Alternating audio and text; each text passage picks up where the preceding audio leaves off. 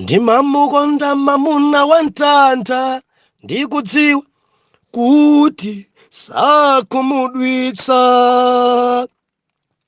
Chikondi chake nchachikulu paine ndipo sichilephera. Ndimukonda Yesu wanga, ndimukonda mamuna wanta anandigulira moyo, gulira moyo nandichosa matope, nalipira ngongole zanga. Ndimukonda Yesu wanga. Ndikulandire okondedwa omvera konse kumene muli. Heneleke ichale mtumiki wanu believer lero pa 22 August 2023 sabutopiki Nkhondo Zochokela m'mimba.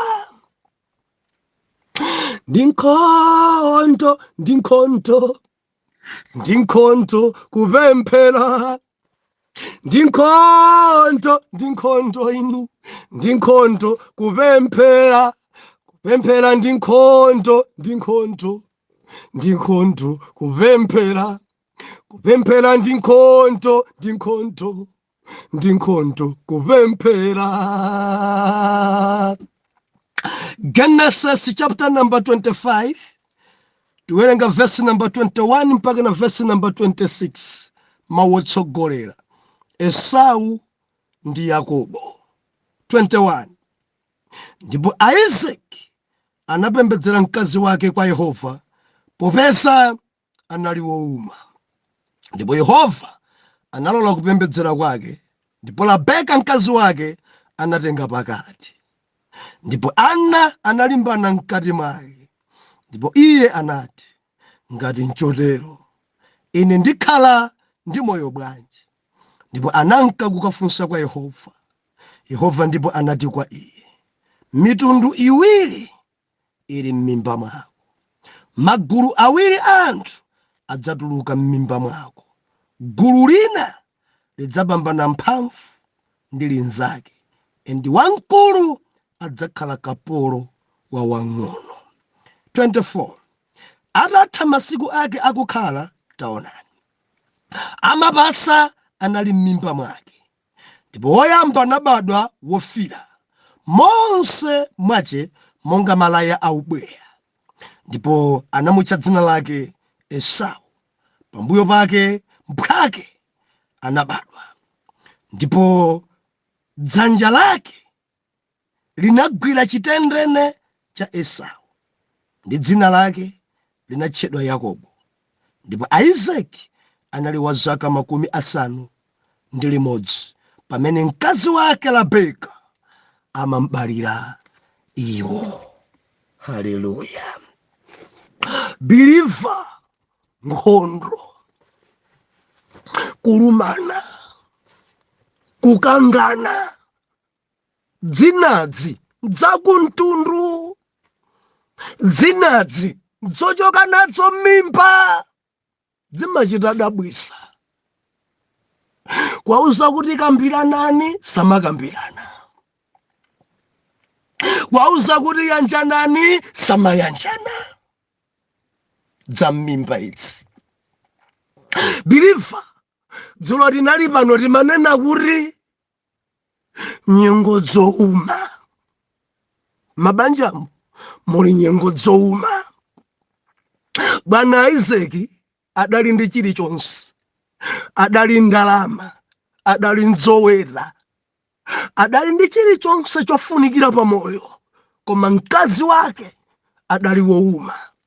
Ndedzulo ife tinaphunzira kuti mzibambo ndi intercessor, mzibambo ndi wopembedzera azikhalako nthawi yopembedzera mkazi wake.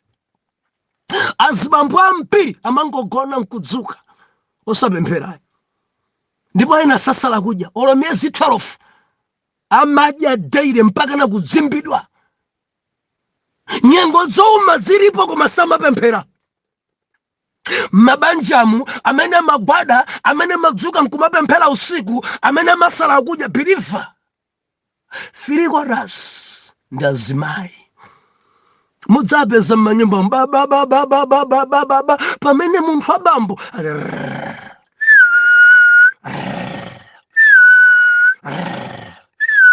believe mzibambo adzuke apemphere amamva nsanga Jehova amamva nsanga Jehova amasintha nyengo zouma Jehova ndimati ndinene kwa inu madala wadada dzukani pempherani nyengo zauma mbanja lanu nyengo zawawa mbanja lanu nyengo zalimba mbanja lanu pembedzelani mkazi wanu Jehova Mulungu adansankha pembedzelani kuti utumiki wake upite chitsogolo pembedzelani kuti kudzaza kukhale pa iye pembedzelani kuti mimba ya mkazi wanu itseguke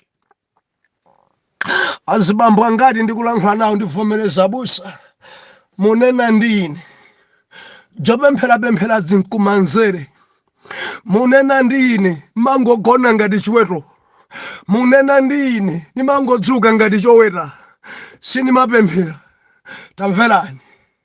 tamverani mwana Mulungu akuyembekezera pemphero lanu kuti nyengo zouma zisinthe mbanja lanu atapemphera Isaac Bible lina kuti Mulungu adamva kupemphera kwake ndipo mkazi wake Rebeka adarenga pakati atapemphera Isaac mimba idapezeka atapemphera Isaac Rebeka adakhala oyembekezera atapemphera Isaac believe Isaac adapemphera osati adakasaka mkazi wina ai amandidalitsa kwambiri Isaac sakupanga phada sakupita kukayesa thupi sakupanga masewera pa Jehova Isaac akupemphera Isaac usala kudya Isaac apinda mawondo Isaac akunkweza Jehova Isaac maso ake ali pa Yawe Isaac sakurenga dzowawa sakurenga dzimitengo mkazi wake sakukhapidwa mphini Isaac ali pa mawondo Isaac akupembedzera matilize kwelele wa dada agama apili ndinene ndinu abanda pinda ni mawondo pembedzelani salani kudya nyengo zouma zichoke pabanja lanu tamapempherani musamakhalera mbwali papemphero tamapempherani dzukani mpemphere mpaka nachita tafunira kama rafuna chani marafuna chani usiku mzibambo sapemphera malota zambiri zoyipa zokhazoka mangolota kuseweresedwa mangolota kugonana ndi azimayi ena malota ndikugonana ndi mzungu ndiyeni malota abwino amene ili nkumasangala usiku malota ndikugonana ndi mzungu kugonana ndi ziwanda ukugonana ndi ziwanda ni malota amene mphamvu zanu jabwa kuzitenga mchifukwa chachetu matupi ambiri zibambo tafokafoka kumangolora zinthu zosayenera chifukwa chakuchepa kwa pemphero maloro anu mukuyamwidwa ndi kumidima pemphera onga Isaac pemphera kuti ziwanda zisamakuyamwe pemphera kuti maloro ako adzikhala olongosoka pemphera kuti thupi lako likhale la mphamvu pemphera ngati usupemphera ena mukumalima minda ya anthu akubaya kudzakutengani teni mukalime thupi kumangodzuka itachoka ulesi mawondo monse mukumango esemula dzukani waku ntchito badala kulepha dzuka ndatopa bwana watopa ndicha msana upereka khosi upereka enano usiku mukumanyamula dzinthu mahayala kunyamulisani zimadengu dzakatundu zima China bagitie ukatisira kubasi usiku wonse uchezera ukatenga chi China bag kuja kachisiya kumonorama kutenga china kachisiya kuintakepi ena mukunyamula zima mbarara tele ukatisinuka South Africa kunyamulisa mbarara mpaka na kwaenera usiku wonse uchezera katundu chikhosi kudzuka chitatupa miyendo kupweteka nsana kupweteka thupi lonse kumangophwanya mupita kuntchito ati thupi langa likuphwanya ikuphwanya ncha mumapemphera pogoneni mumapemphera onga Isaki ndinu intercessor inu mukuseweresedwa akukudodani mpira diabo akukudodani mpira mphamvu zanu mukugwira maganyo minta mwaena mphamvu zanu zikutha diabo kusita ngazi wantani mati ndinene pemphera ngati Isaki pemphera nthawi zonse madala kumangolora mukuthamangisidwa ima mpaka na miyala mgenda na mutu aina madzidzimuka mwala utafika kale mutu pa Ambuye atithandise mmapemphera Satana mpaka na kukuonetsani mugonana ni mwana wanu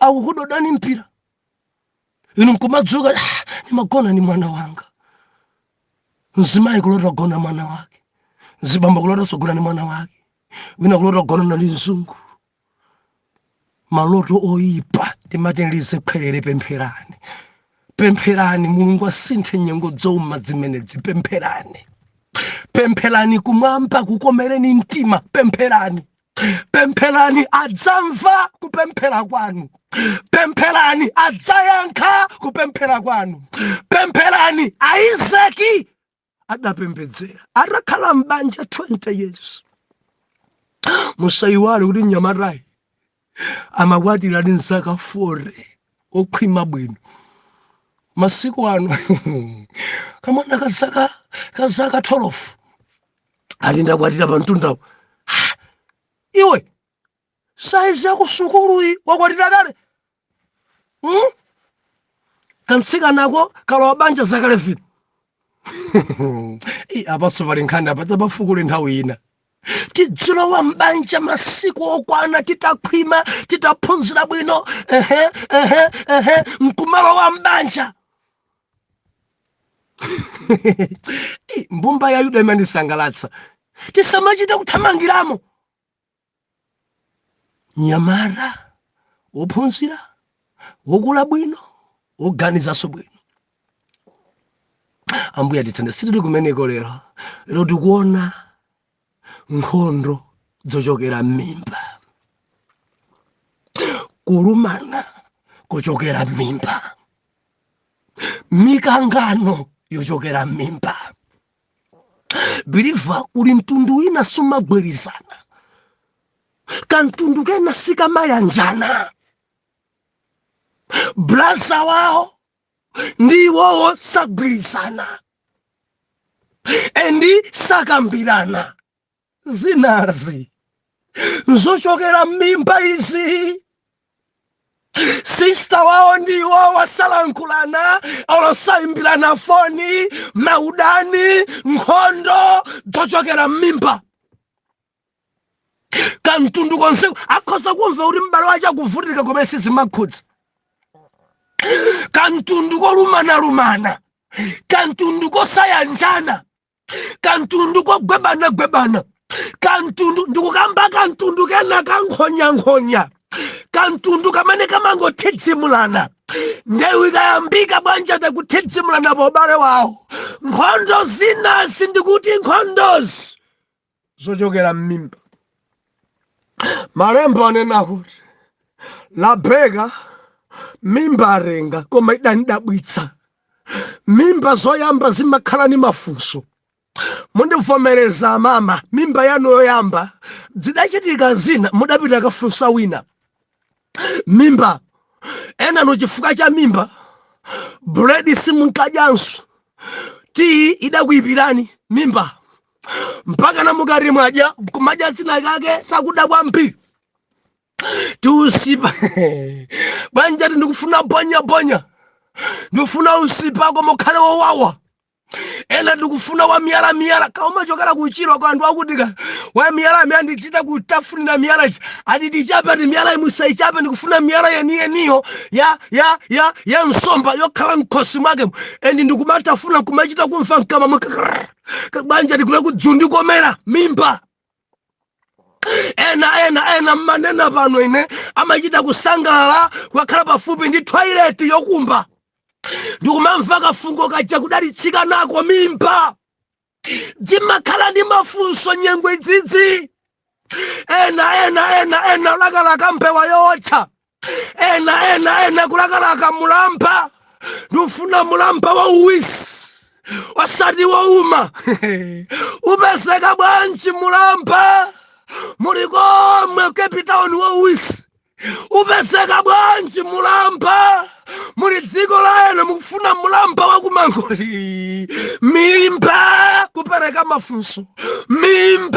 kupereka mafunso biliva la beka zidandabwisa adamfa mimba mu kikiri kikiri la beka udaba mimba mu dzukhala bwanji anthu amene amabalawa mimba zimene anthu amabereka chonchi amabala chonchi nde chimene la beka adachita adapindanso maondo nkupemphera pamaso pa Mulungu nkumfunsa Mulunguyo arare ndikhala moyo bwanji ine mimba mwanga muli nkhondo mimba mwanga muli kulumana anthu amene amabereka chonchi mimba mwangamu ana kumenyana mimba mwangamu muli kulimbana tamvani chinkhondo chili mmimbachi kuona wina kunthitsimula nzake matheche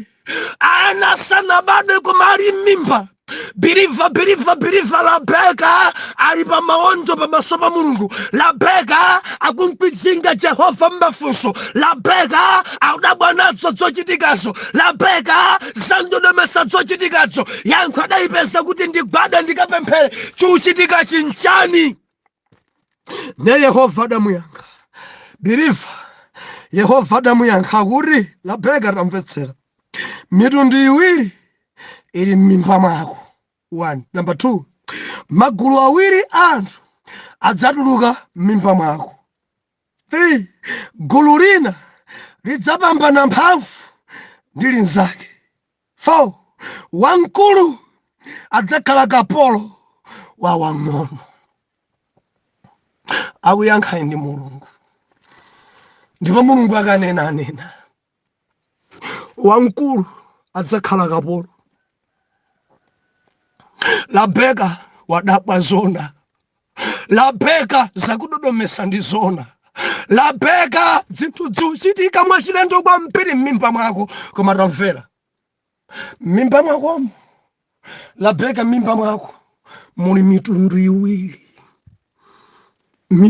iwiri bilifa tanena kuti mitundu iwiri ili mmimba mwako kachiwiri kumusa kuti magulu awiri anthu adzatuluka mmimba mwako kachitatu yawe anena kuti gulu linali lidzapambana mphamvu ndi linzake chichewa china gulu lina lidzakhala la mphamvu and gulu lina lidzakhala lofoka ali mmimba pomalizira la beka kusuda kuti wamkulu adzakhala kapolo wa wang'ono ndimafuna ndinene ichi biliva tamvera message Isaac sakuidziwa message Mulungu akulankhula ndi la beka azimayi amakhala ndi kuthekera kondziwa mwana ali mmimba kuti amene ndikubalayi ndi thandizo olo ayi endi mwana chakangobadwa mmimba mwake ali mmezi yochepa mzimayi amakhoza dzoti akakadzakhala kakhulu kwaka ne mukangozindikira zimayi muli ndi udindo upemphera kuti Ambuye chonde nsinthe ndikadzakhale kakhulu mondimva mama Mulungu adakupasani kuthekera kudziwa nsanga kuti mwana uyu akhozadzakhala thandizo, mwana uyu akhozakhala upulukira, mwana uyu akhozadzakhala upenga uyu, mwana uyu akhozadzakhala odekha uyu.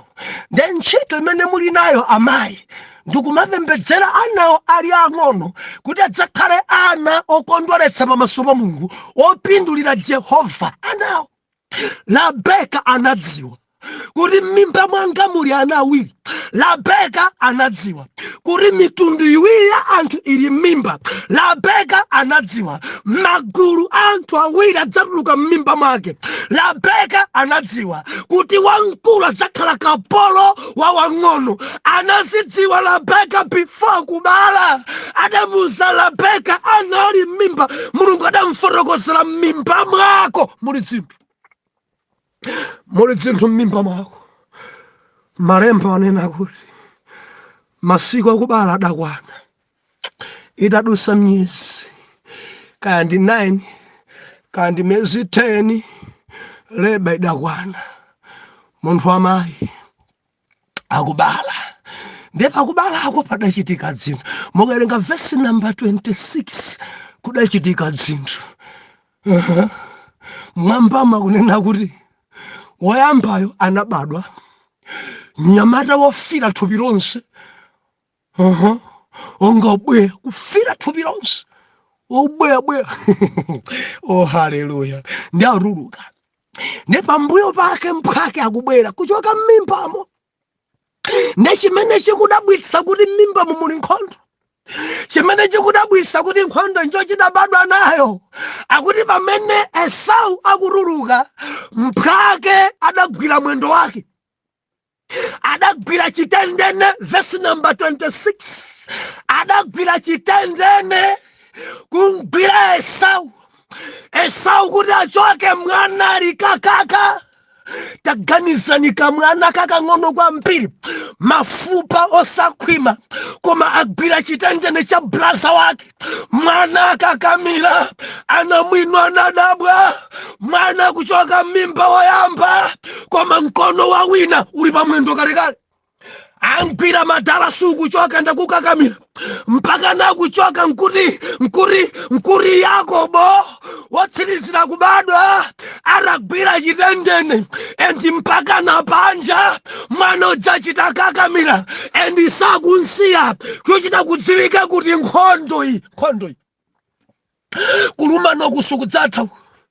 Adalimbana m'mimba, ulimbana pakubadwa, ulimbana nkakuti mwina kudali ndiyambe ndine ati palibe ndiyamba ndine ati no limbana tsogola koma ndikugwira mwendo. Ngotsogola inde koma ndagwiridwa mwendo. Ngotsogola inde koma ngogwidwa chitendene. Ngotsogola inde koma ndagwira wina chitendene. Ngogwidwa chitendene. Yakobo sakusiya adagwira chitendene mkulu wache mpaka na panja. Labeka kuyang'ana zonsezo. Anamwino kuyang'ana zonsezo. Ayamba nguli. Labeka roho ayamba nduyo obweya. Okenda kumbukira malemba nakuti winayi oyamba ndi kapolo. Amazidziwa zimene zilabeka day 1. Obweya ndi kapolo. Opanda obweya ndi mfulu. Labeka amazidziwa zimenezi day imene adanguberekayo. Kunena kuti obweya adzakhala opanda mphamvu endi wopanda obweya adzakhala wamphamvu. Labeka amazidziwa ndithu kuti obweya adzagonjesedwa, wopanda obweya sadzagonjesedwa, adzakhala dolo amene. Labeka amazidziwa zimenezi day imene adabereka kuti anawawa wina ndi mfulu, wina ndi boss, wina ndi kapolo. Tikabana ndi kapolo ndi mfulu, wina adzakhala bwana, wina adzakhala kapolo. Ndiye malemba anakuti wamkulu adzakhala kapolo wa wang'ono.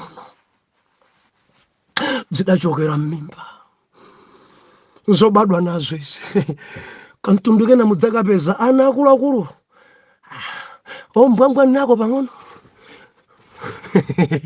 Haleluya.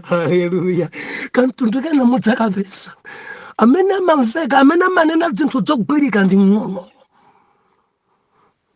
Believers anditsutse ulipo mtundu wina ndi ukambasa mtundu wina zochokera m'mimba. Nkhondo zochokera m'mimba, kulumana kochokera m'mimba, kukangana kochokera m'mimba. Mtundu wina sayenderana endi sayenderana, akhoza kuvutika m'bale wache Yesu akhudzika nawo, alibe naso ntchito. Zochokera m'mimba mukafufudza bwinobwino mudzamva ankolo awo agogo awo samayendera ndi ena ndine napono kantundu kawo abale awo samadziwana, sadziwana olo zoti kudziwa kuno tomakhala ndi ankolo iwo sazidziwa, zoti umakhala ndi anti kwawo sizimamveka, zoti umakhala ndi blaza nkumayanjana kwawo zoti kumakhala agogo ang'ono wawo eti nkumayendera limodzi kuti awandi ana m'bale wanga kwawo kulibe. Zinthu zina zinzochokera m'mimba. Ndili ndi funso, mtundu wanu kuli mtendereni, mumagwirizana mumamvana inu? Kodi sizizochokera m'mimba zimenezi? Kodi zimenezi si magazi zimenezi? Mumamvana bwinobwino, mudzapeza anthu mtundu mmodzi kumangothedzimulana, sayanjana, sagwirizana, sathandizana. Akhoza wina khala paja kuvutika njala, blasa wake wachuma kwambiri koma santhandizayo. Akhoza wina kusowa ntchito, blasa wake ali ndi zinthu koma santhandizayo. Akhoza wina kudwala, mtundu wawo koma usamaona naye, kudekwa mpira maonana pa maliro akafa. Anthu kumadabwa deya maliro, kodi mukuti malemuwa awa ndi abale awo? Kuona dzipamba jero, malengers, magalimoto akuluakulu, ma 15 tani abwera nyamula anthu mkana wakumanda, koma deya amatenda kuchipatalako amasowa sobo niwene amasowa abale abwera pa maliro. Tiye tikamwe mkwiri apita tathana tiye mangu dabwa awasonda abale awo zimabiro zakuchipatalako. Bwanja simutenga mtembo kudaka madzalipira ndalama zoti akaike maliro. Bwanja tasiya 132,000 majackson meta abaya kuno madibi amadziwa ndesimutenga mtembo mulipire kaye 132,000. Amalipiraso munthu mmodzi anabwera onse, wina wakunja anabwera, uyonso wamtana anabwera. Ndamakanganira amene ndilipireni kukanganaro adokotera chapati asakangana kulipira maliro ndilipira kuboko sandigula zakudya ndigula zochokera m'mimba. Kantundu kosagwirizana, kantundu kosayanjana, kantundu kolimbana, kantundu ka nkhondo, kantundu ka nkhonya, kantundu ka sigogodo, mudzapeza kantundu kana konseko kandeundewu. Mudzi monse mukuti ana uje ndi ana nkhonya, ana uje ndi ana umenyana, amathedzimana okhaokha kumenyana ndi ana aneba. Mudzi monsemo ndi leka ndayo ikachitika bwanja ndi ana mkulu nowache pamtunda paja michitachi mtengo, ana ake bambo ndi zibandubandu vinavi vamagazi alanda mbuyawo. Zochokera m'mimba, mwana Mulungu, zochokera m'mimba zimazunza. Mtundu wanu bwanji? Zochokera m'mimba ena nchalichi osagwirizana, kampingo konseko abusa ndi alaliki sagwirizana, adikondi ndi asekretari sagwirizana. Nkhondo kumangokangana, kumangolumana, koma chipembedzo chimodzi. Zochokera m'mimba. Berifa kuli nkhondo kudziko kuno, mitunduku kuli nkhondo ku mitundu zikuchitika, koma zochokera m'mimba. Mbuya tithandize kwambiri. Zikuchitika zochokera m'mimba, kulumana, kukangana, zochokera m'mimba. Banja ligwedegwede, zochokera m'mimba.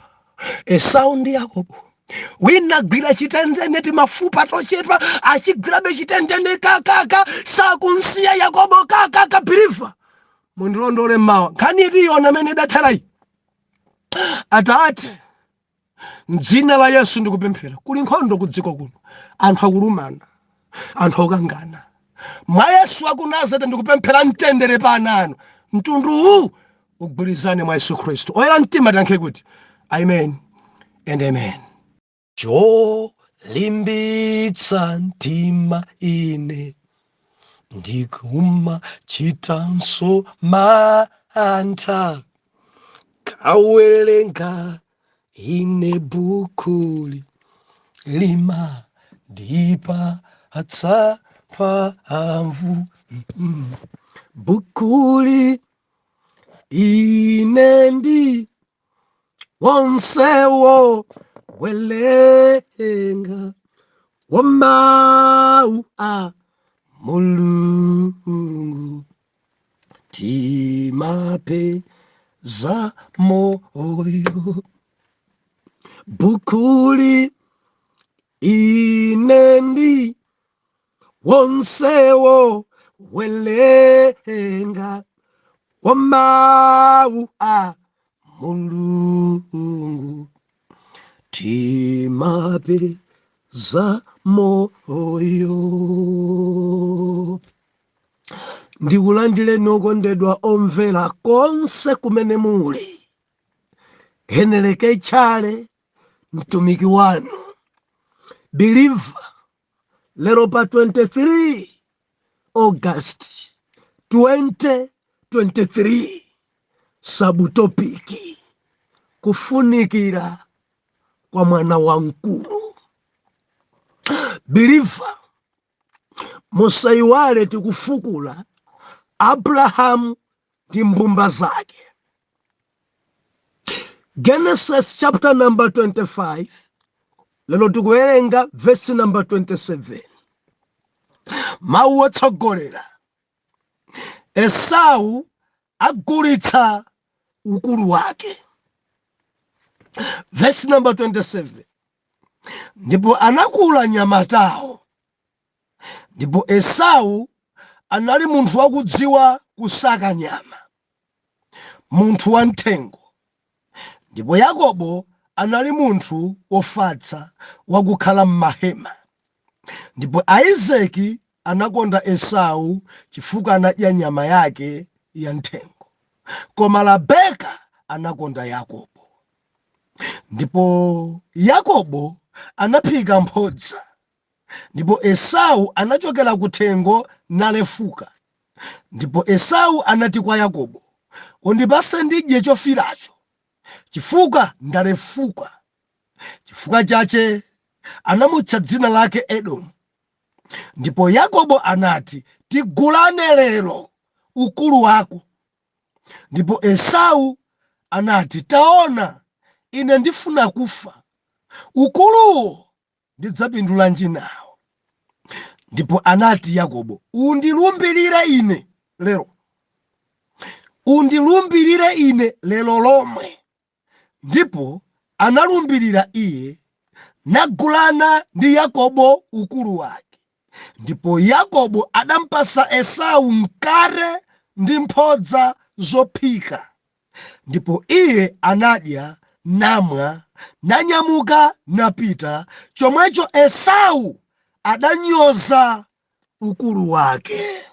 Mayo believer pali minomfu yapa apa tikhwasula apa tidalitsika endi tinenepa kufunikira kwa mwana wa nkulu.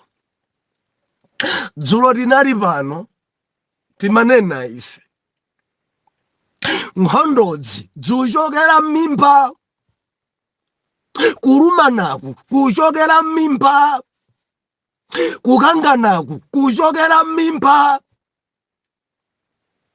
Mtundu wina sumagwirizana.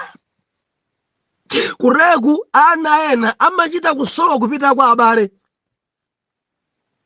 Mukafufudza mudzamva pakuti kuli ndani wathu, pakuti kuli wakuti, koma samayenderana, sagwirizana. Ana wakhoza kutsekera sukulu koma kusowa kopita. Masiku onse, holiday yonse ya miezi iwiri, kaija 2 weeks, ana kusowa kopita. Ana kukula kukalamba dera lomwero morisadziwa boma linalo. Ana kukalamba kuti kumwalira kuchikwawa osadziwa Blantyre. Bwanja kuti kulibeko mbale pamene ena kumtundu ali mtauni. sakudziwako kuli Lilongwe angokalambira munchewu pamene ena mwa abale awo ankolo wawo ali mu Lilongwe ena liche munzuzu ana mangokhala alaundi kumudzi komweko kantunduka kadachokera m'mimba kugawana maganizo kantunduka sikamagwirizana kuchokera m'mimba kantunduka nkolumana kuchokera m'mimba kantunduka sikamagwirizana akhoza khala onse bamalo koma sayenderana onse ali munsanje wina ali mbali ya kumpoto kwa nsanje wina ali mbali ya kumwera ya nsanje wina ali pakati pa nsanje onse ali boma limodzi koma samayenderana ngodana olatamva zoti m'bale wanu chakudya alibe sidzakhudza haleluya sidzakhudza dzimangodabwisa kuona amene kugawira kwa ena anti anu adwalika anti anu akusowa thandizo koma kugawa kwa ena akumapereka kwa ena abale awo akukulukutika nkhondo zoyambira m'mimba sidzimayanjanika zoyambira m'mimba izi mukhoza kwakhazika pabwalo chonde kondanani pompo anena Yesu akangochoka pamenepo dzamimba itsitsi aliyense ndi chibandubandu amayendera zake dzimayiwalika pompo dzimasiyika pompo zochokera m'mimba anabadwa wina ali pa chitendene cha nzake leka kuchita kunkanandula kuchita kunchosa sala msiye chitendene munthu mkulu msiye Yakobo dzadzake dzidza mwana wobadwa kumene kuchita kunchosa msiye mkulu wako msiye umononga msiye oh haleluya ndeu kuchokera m'mimba mpaka na kubadwa nayo ndeu kukangana ukali wochokera m'mimba ukali mpaka na kubadwa nawo kuyika pantima kochokera m'mimba mpaka na kubadwa nako kuopya kochokera m'mimba mpaka na kubadwa nako mateche wochokera m'mimba mpaka na kubadwa nawo dzamimba nzovuta kwambiri zidachokera m'mimba zobadwa nadzo idzi haleluya believer lero teni tioneni chapter 25 verse number 27 sabutopiki imene tili nayo lola ni mwana mulungu tipite pakatundu amene kufunikira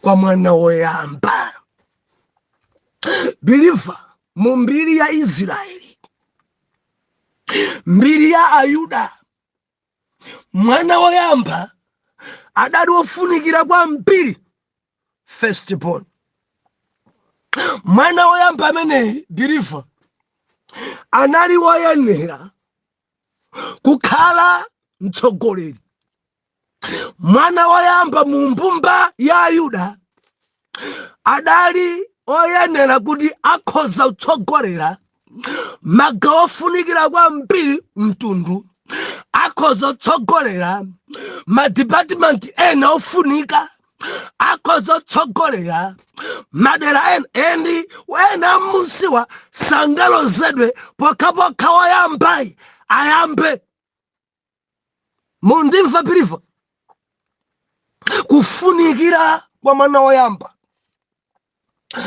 adali woyenera kutenga nawo magawo awiri acholowa mwana woyamba magawo awiri adali ache wochokera kwa bambo ake firstborn mwana woyamba anali oyenera kulandira madaliso onse atate wake mukawerenga mbuyo mutimanena kuti Abrahamu adampasa Isaki zace zonse, ndipo kwa ana aketula adapasa mphatso. Isaki adapasidwa katundu chonchi chifukwa chakuti mwana woyamba. Pamene ana aketula adangogawidwa timphatso, adapasati magawo rawo, adapasati maduswa. Mwana woyamba dali ndi udindo, mwana woyamba dali woyenera kutenga madalitso, mwana woyamba dali woyenera pa utsogoleri, mwana woyamba matenga magawo awiri azolowa, mwana woyamba ndi ukamba sa mwana woyamba. Malemba onena kuti anyamatawo adakula, akukula anyamatawo adali ndi ntchito zosiyana. Esau adali wa mauta, Esau adali hanta, Esau amakonda kulowa ntchire, Esau amakonda kupha agwape agwa mpini ntchiremu. Esau adali wosakasaka, mauta mmanja, maregeni mmanja, ulendo saka akalulu, ulendo saka mpewa, ntchire mopha mbalame, amakhala m'mapiri, mangothamangisa mbawala, amapha nyama za ntchire. Idali ntchito yake Esau. Akamabwera ntchiremo ali ndi mbawala, nthawi zina agwape, nthawi zina agwa mpini, nyama za ntchire zinkadyedwa. Baibulo ikunena kuti bambo wake Isaki adankonda kwambiri Esau chifukwa cha nyama. Adankonda chifukwa cha nyama. Haleluya. Kukondedwa chifukwa cha nyama.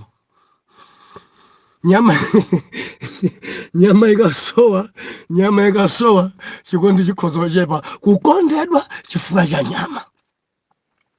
Esau ndakuti Yakobo adali wofatsa, amakonda kukhala m'mahema pamodzi ndi mayi ake Rebeka. Ndi njira ina mwana uyu adali wokonda zophikaphika, mwana uyu adaphunzira kukazingira, mwana uyu adaphunzira zotcherera. Yakobo akayiwotcha nkhuku aliyense nkudabwa nayo. Yakobo akakazingira nyemba aliyense nkumadabwa kodi ni nyemba zomwezi.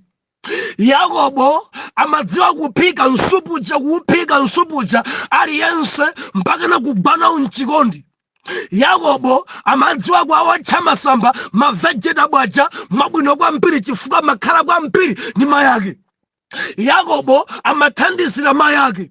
Yakobo amacheza kwambiri ndi mayake. Ndiye malemba anena kuti Rebeka adankonda kwambiri Yakobo osati Esau. Pamene madalawa Isaki adankonda kwambiri Esau osati Yakobo. Ndikuona ine mbanjali wina kukonda mwana uyo oyamba, wina kukonda mwana wang'ono. Idzinso idzidzi ni marinene omvera. Ana onse amene mudabala mudziakonda. Omvera, ana onse ochoka m'mimba mwanu amayi akondeni. Mukamakonda mwana mmodzi yekha amadandaula. Mukamakonda wamkulu yekha chifukwa cha nyama, wina wophika iso mudzinkonda.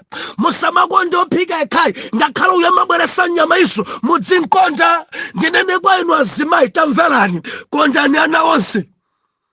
Ana amakhala ndi mphatso zosiyana, ana amakhala ndi maluso osiyana. Wina yakhoza kukuthandizani kuphika, wina yakuphika kumamvura. Pamene wina yakhoza kumathamanga kwambiri kumatumikira njira zina.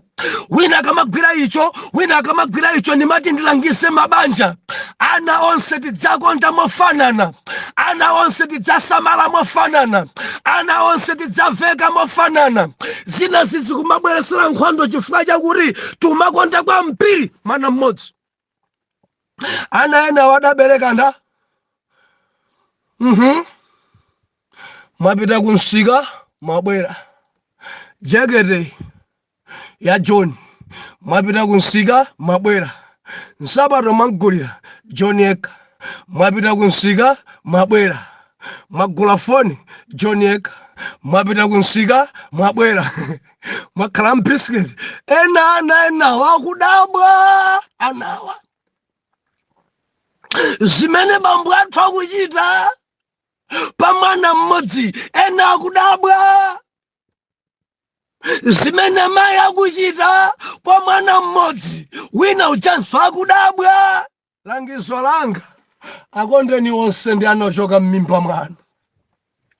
Madala akondeni ngakhale winayo nyama sabweresa koma amaucherera zinthu zina mkondeni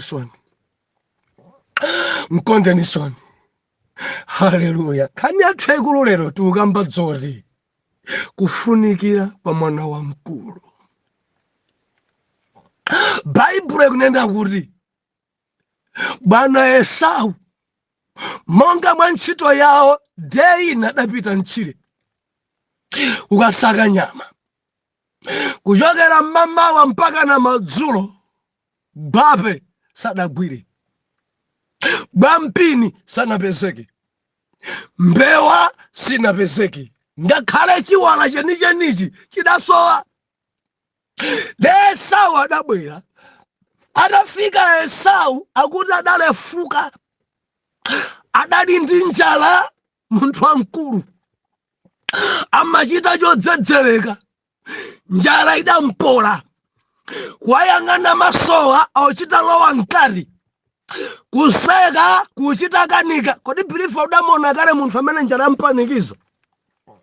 Njala ikampanikiza munthu nkhope imagwa, njala ikampanikiza kuseka kumalephereka, njala ikampanikiza munthu milomo imauma, njala ikampanikiza bilifa mpaka na mano amachita kuoneka kuti mkuluwi njala yankwidzinga, milomo imachita kutuwa mbu, mbali mukuchita kuuma gwa, nkhope imasomu kuchita maso achatondoviro. Njala bilifa, njala kuseka kulephera kumangukoka mtima. njala. Esau dzamsokonekera, Esau alefuka, Esau alibe chilichonse. Ndimafuna ndinene, mukamapita mchire mudzibwera mkanthu, mukamapita kosaka mudzibwerako bwampini, mukamapita thamanga mudzibwera kisaswa kanthu kena, chifukwa zimene tsiku lina zidzakuvutani. Mkulu adalefuka, atafika pamudzi adampeza Yakobo aphika nyemba zake, adampeza Yakobo aotcherera msupu wake. Mwana akazingira dzuchi tanunkhira bwino, adzamikisa bwino za kitchen, rajathira mmenemu, chilichonse chili mmenemu. Msuzi wopereka chilakolako cha madyedwe, aliyense nkukhala na appetite kuti ndidya. Kumva kafungo kaja bilifa zikamaphikidwa bwino zimachita kukoka mtima kuti ya pano ndiye kuti tidya tikhwasula. Bwana Esau adakopeka mtima ndi nyemba, ndiye Baibulo linena kuti adamuza mng'ono wake Yakobo, chonde gawireko nyemba. Ndiye Yakobo akuti ayi panopa si nthawi yakudya, nthawi yakudya kubwera nyemba sudya pano. Ati ayi ndalefuka kwambiri, bweresako. Ndiye mwana kuti apilirani ndino mkulu, first born. Maso mwa ni nyemba zanga first born, pilira. Ati ayi ndipatsa chabwino, ngati ukudzifuna nyemba mu nthawi inoyo tigulana, undigulise ukulu wako, ndigulise. Ndiye Yakobo anena kuti ukulu I mean Esau kuti ukulu ndidzapindwa nawo chani? Ukulu uli ni ntchito chani? Pase nyemba zotenga ukulu. Ndiye Yakobo adali ndi mzimu wa bambo ake Isaac. Pakamwa tisainirane, lumbira. Ulumbire lero kuti ukulu ngwanga. Lumbira. Ndichi chawa china sainira kuti ukulu wandini nkhalero kuyambira panopo zinditchula ine blaza wako. Nena chifuka cha njala koma njala imambwambwanisa munthu. Chifuka cha njala itamkwitsinga mkulu. Malemba onena kuti adalumbira, kuyambira tsopano mkulu ndiwe, kuyambira tsopano ndiwe my brother, kuyambira tsopano ine ndi ng'ono wako, kuyambira tsopano mpaka na kuchita kulumbira ndi kusaina. Chidachitika zimene zakuti Yakobo adampasa ng'ono wake Esau, chifukwa bwera ng'ono tsopano, adampasa ng'ono wake Esau nyemba ndi mphodza. Adampasa mphodza, kumpasaso msuzi ndi kuninka. Mkulu adachita kudya ndi milomo, adachita kubwira. Bible nakuti pompo madala yawa adanyoza ukulu wawo, adanyoza ukulu wawo, adatakata ukulu wawo, adaugulisa ukulu wawo pa mtengo wochipa ndi nyemba. Believer, mwana wa mkulu ngofunikira, mwana wa mkulu ali ndi udindo, mwana wa mkulu ngoyenera mdalitso, mwana wa mkulu ngoyenera patsogoleri, mwana wa mkulu amalemekezeka koposa, mwana wa mkulu akwenda kukhala opirira, mwana wa mkulu akwenda kusunga chaukulu. Ndimati ndilisakhwerere.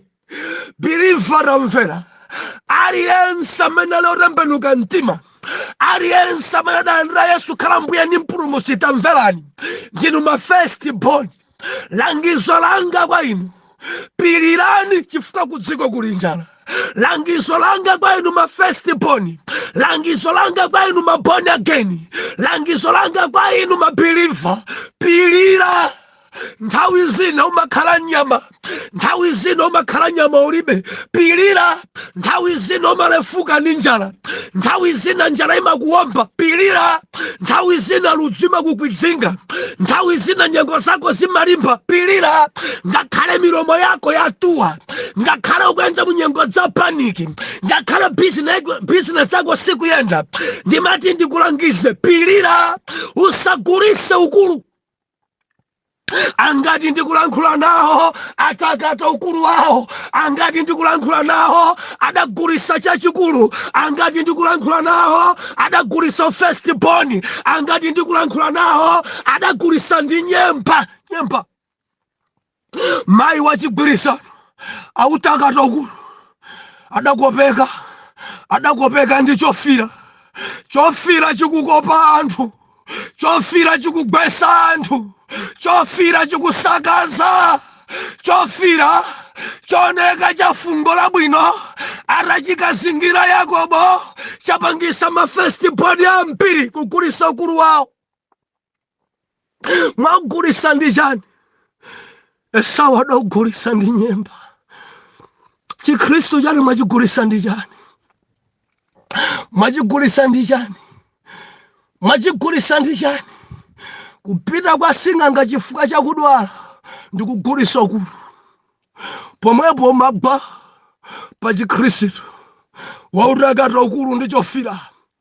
Ndikukamba ndi ena ali pa banja koma magonana ndi ena adagulisa ukulu pa mtengo wochipa kwambiri ndi nyemba.